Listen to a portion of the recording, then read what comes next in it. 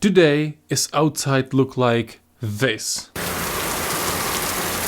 And my windows are like this. And because I want to practice archery, I will practice at home. And maybe you have a question, how to do archery in space like this. It's not big. This is not big. It's small space. Look at that. It's my office where I do client work, my videos, photos, because I'm a professional photographer and videographer. So yeah, I want to practice archery in a small space. And how to do it? Let's put an intro and I'll show you how. This is all the stuff I need for recording videos, my lights, stands, tripods, and one of the most important thing, this mattress. It's a normal mattress for sleeping from IKEA, but I use it to improve the sound in my office because I often read voiceovers, so I need to have high quality sound. And because I have this mattress in my office, we will use it for archery too. And no, we will not shoot into it. No. It will work a little bit different. I'll take this mattress out of the wall and I'll put it on the ground. That's the first thing we need to do. So let me perform. We will need the light so you see everything perfectly. And right now I'll put the mattress on the floor. And you are maybe asking why I need mattress on the floor. Will I just dream about archery and this will improve my skills? No, of course we will use bow and arrows as always, but in a little bit different way. So let's do it. The reason why I need this mattress is that it will be silencing arrows, so it's not so noisy, and protect them from taking damage. We can do archery, so I'll take one of my bows, some arrows, and I'll show you how I practice archery when outside is rainy weather. 9 arrows, my archery glove, and of course the bow. This is short Turkish Sipahi bow from bogararchi.sk. Made by WAG bows, amazing great bow, and I'll practice with this because it's the shortest bow I have, so you will see as much as possible because everything longer will be a little bit harder. And the question is, can I string the bow even when I'm kneeling? I believe I can do that. Let's see. Yeah, it works. I did it. What is great about this mattress is that I practice like this. No noise. No noise. No damage. So you don't even bother the other people at your home with trying this, because if we do it without mattress, the sound will be like this. And you don't want to listen to this like an hour, and of course you don't want to break your arrows by throwing them on the floor. Maybe you will have questions, how do I shoot, what is my style? There's a video on this channel, it's called How I Shoot a Bow, just check it out, and there I explain everything about the way I shoot the bow, because I will not explain everything now. I want to show you much more of my practicing than technique. Well, I have 9 arrows in my bow hand, and I'll try and I will practice my quickness. So it's like this, going to full draw and put the arrow down on the floor.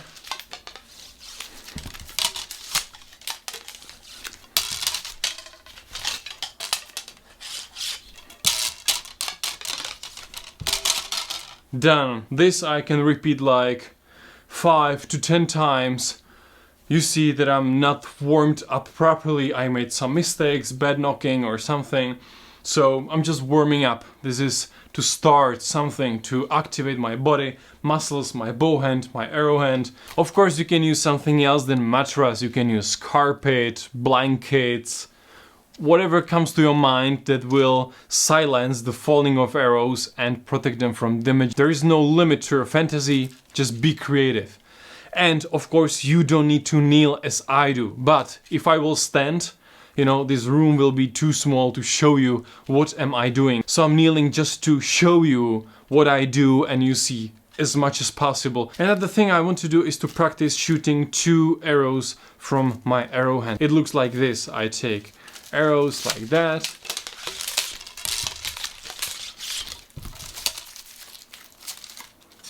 The reloading is clumsy still, so it's not that quick, but it's okay. Like that. One, another, and last pair. One, another. Done.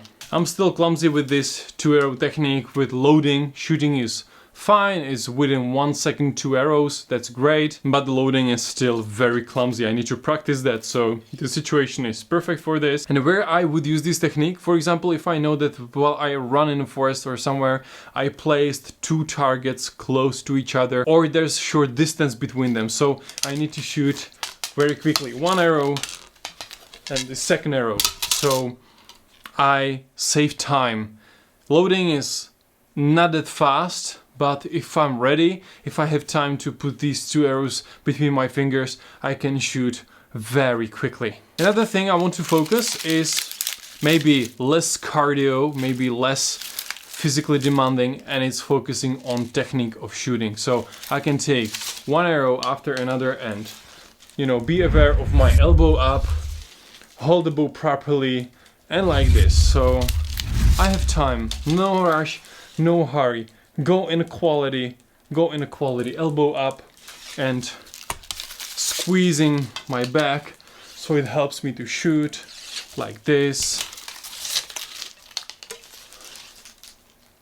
And because I have 9 arrows, I want to practice the technique of taking 3 arrows and shooting them as fast as possible. So it's more or less the same as with 2 arrows, but I have 3 arrows between my fingers, so it looks like this, and I shoot 1,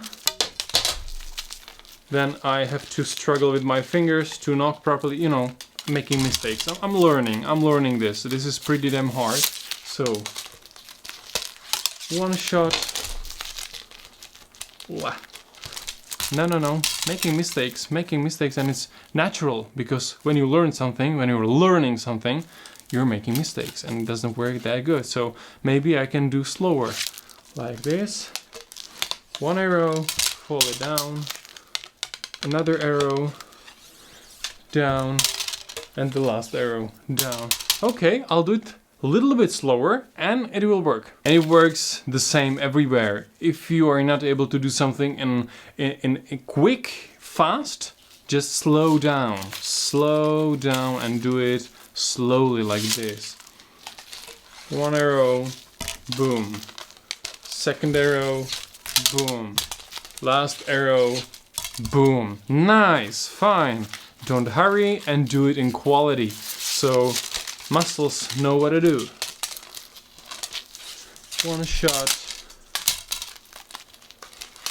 second shot, and last shot. Fine, it's nice. Practicing is great. 1 arrow,